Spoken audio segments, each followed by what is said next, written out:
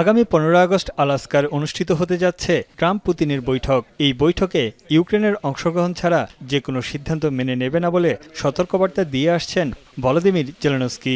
এরই মধ্যে আসন্ন বৈঠক নিয়ে আলোচনাও শুরু করেছেন রুশ ও মার্কিন পররাষ্ট্রমন্ত্রী।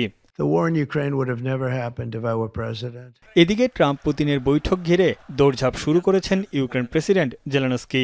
এরই মধ্যে জার্মান চ্যান্সেলর ফ্রেডরিক মায়ার্জের সঙ্গে সাক্ষাতের উদ্দেশ্যে বার্লিন সফরে যাচ্ছেন তিনি। নেটোর মহাসচিব ও ইউরোপিয়ান নেতাদের সঙ্গে বৈঠকের আগে একান্ত আলোচনায় বসবেন জেলেনস্কি ও মায়ার্জ, যেখানে ট্রাম্প পুতিনের বৈঠক ঘিরে ইউক্রেনের স্বার্থ রক্ষার বিষয়ে কথা বলবেন দুই নেতা।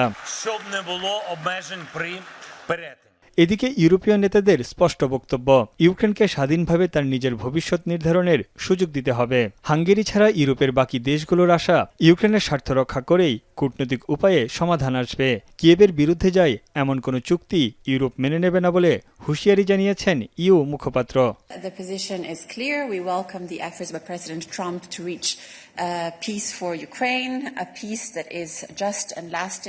তবে হোয়াইট হাউস জানিয়েছে আলাস্কার আনকোরেজে অনুষ্ঠিতব্য আলোচনায় পুতিনের সঙ্গে একান্ত বৈঠক করবেন ট্রাম্প। এরপর ট্রাম্প রাশিয়া সফরেও যেতে পারেন বলে জানিয়েছেন হোয়াইট হাউসের মুখপাত্র Karoline Leavitt. The brutal war between Russia and Ukraine broke out under Joe Biden's incompetent leadership. আসন্ন বৈঠক নিয়ে আলোচনা যখন তুঙ্গে, ঠিক সেই মুহূর্তেই উত্তর কোরিয়ার নেতা কিম জং উনের সঙ্গে ফোনে কথা বলেছেন রুশ প্রেসিডেন্ট ভ্লাদিমির পুতিন। দেশটির রাষ্ট্রীয় টেলিভিশন কেআরটি জানায়, দ্বিপাক্ষিক সম্পর্ক উন্নয়নের বিষয়ে আলোচনা করেছেন দুই নেতা। ভবিষ্যতে রাশিয়াকে সহযোগিতা জোরদারের কথা জানিয়েছে পিয়ংইয়ং। ট্রাম্প তার স্বার্থ রক্ষা করেই রাশিয়ার সঙ্গে চুক্তির বিষয়ে অগ্রসর হবেন বলে মন্তব্য করেছেন মার্কিন সাবেক জাতীয় নিরাপত্তা উপদেষ্টা জন বল্টন। বার্তা সংস্থা রয়টার্সকে তিনি বলেন, চুক্তির বিষয়ে ট্রাম্প ব্যক্তিগত সম্পর্কের উপর জোর দিলেও পুতিনের নজর থাকবে ভূ রাজনৈতিক কৌশলের উপর।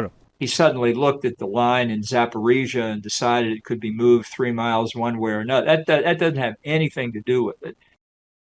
যুদ্ধবন্ধে শান্তি আলোচনার প্রক্রিয়া চলার মধ্যেও দুই পক্ষই হামলা চালিয়ে যাচ্ছে। ইউক্রেনের একাধিক সামরিক লক্ষ্যবস্তুতে আঘাত করে রাশিয়া, যদিও ইউক্রেনের দাবি বেশিরভাগ আক্রমণ তারা প্রতিহত করেছে। তানভীর জানি, এখন বিশ্ব।